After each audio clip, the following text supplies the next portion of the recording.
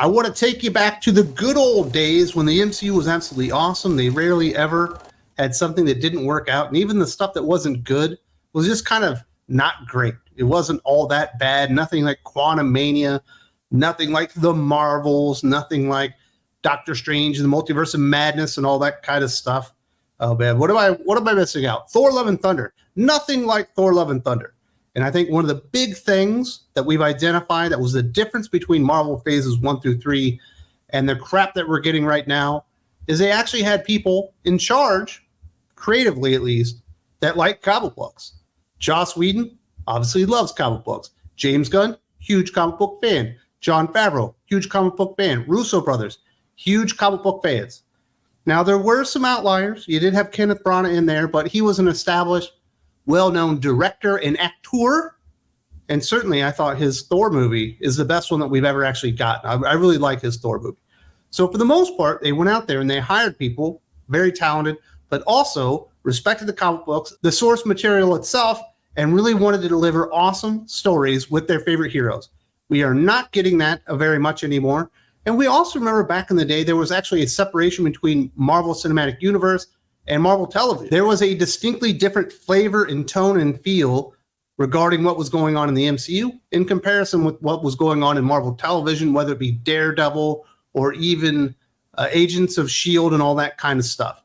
Because Jeph Loeb was in charge of television, and essentially Kevin Feige was in charge of the movies. And for some reason, as of late, Marvel have gone out of their way to make sure that they don't hire anybody associated with comic books. And even the people that they've had in the past that definitely knew their comic books or even work at comic books, for some reason, they wanted them to do nothing with it. I think it's been an overall net negative across the board. Really bad juju once they stopped respecting the source material. The story quality has gone down. The characterization and everything like that has gone down. And certainly we've seen a marked decrease in the box office and popularity of the MCU. This week, Jeph Loeb, the man behind Marvel Television that did Daredevil and Luke Cage and The Defenders and Jessica Jones and certainly Agents of S.H.I.E.L.D. and all that kind of stuff. He probably had something to do with Inhumans as well, but nobody could salvage Inhumans. That thing sucks no matter what you do with it. Talked about his time as head of Marvel Television, and he was actually ordered not to write comic books during this time, despite being an enormously accomplished and popular comic book writer, and dare I say, a legendary comic book writer. Jeph Loeb has been one of the most prolific comic book writers of all time. He has written with some of the most iconic stories from both DC and Marvel, but there is a significant gap in his resume. While he was the head of Marvel Television from 2010 to 2019, Loeb didn't work much on comic books, and the reason seems to have been a mandate from Marvel itself. When fielding a question at MCM London in May 2024 about his writing process for comic books, Jeph Loeb found himself drawing a bit of a blank on how he usually worked, stating, "I haven't done this in about 12 years because I was running this little thing called Marvel Television. While I was running Marvel Television, Marvel referred that I did not write because they wanted me to run Marvel Television. So it's been a while." So you had one of the most prolific comic book writers, one of the most successful comic book writers of his generation, right there at your disposal, working for Marvel, obviously in the television department. Certainly could have been farmed out to do a little bit of comic book writing, and they did not utilize it whatsoever. They just let him sit there and be like, yeah, please don't write comic books. You're not the guy that did Batman The Long Halloween and Dark Victory and Superman for All Seasons and Spider-Man Blue and Captain America White and Hulk Gray and Daredevil Yellow. Yes, he's also the guy that did Ultimatum. But hey, every good writer has a bad moment here and there. And this really does explain a lot of the drop-off, not only in the television and the movies and all that kind of stuff, because they're told to stay away, but certainly in Marvel Comics themselves. It's not like Marvel Comics have been churning out great story after great story after great story. They've been struggling for a very long time, and they had a wonderful resource at their disposal in Jeph Loeb.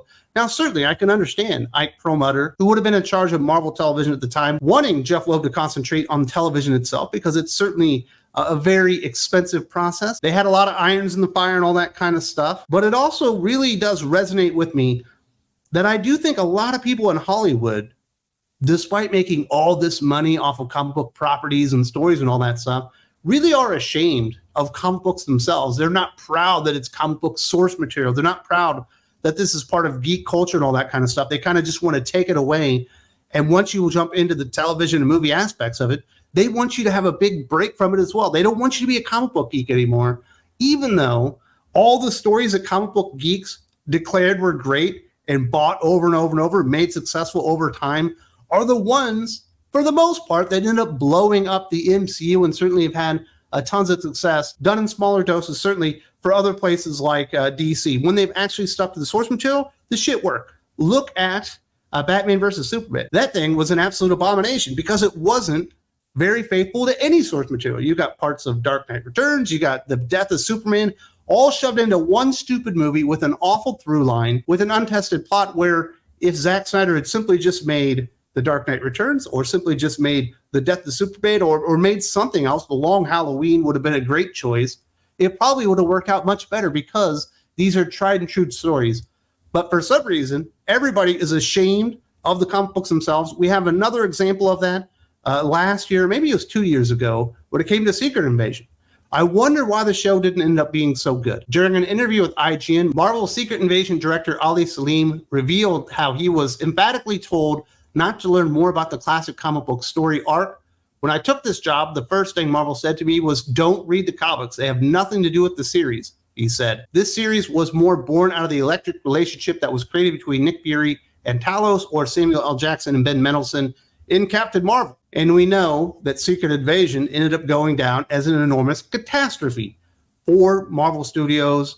Obviously, they assimilated in the television stuff. And there's no difference really between the MCU and Marvel Television anymore. It's all the same thing. It's got all the same feel and tone. It's very boring and monotonous, and it's lame because you go out there and you hire people that you think might be good directors, but then you tell them, wait, don't pay attention to any of the source material. Don't actually go out there and read why Secret Invasion is a hot property and has been done a few times at Marvel Comics, why people are drawn to it. We want to make our own version of this, and it's really been digressing to this over the years at the MCU, and supposedly Kevin Feige is this big super nerd comic book fan, but the way that the MCU has been run, certainly under Kevin Feige after Phase 3, lets me know that that's not the case. Maybe he did get some notoriety. He was the producer, obviously, of Iron Man and Hulk, and he did work his way up, and there was a tremendous amount of success under Kevin Feige. He might just be a good movie producer who lucked into having some really awesome comic book fans that were talented, that wanted to work with him.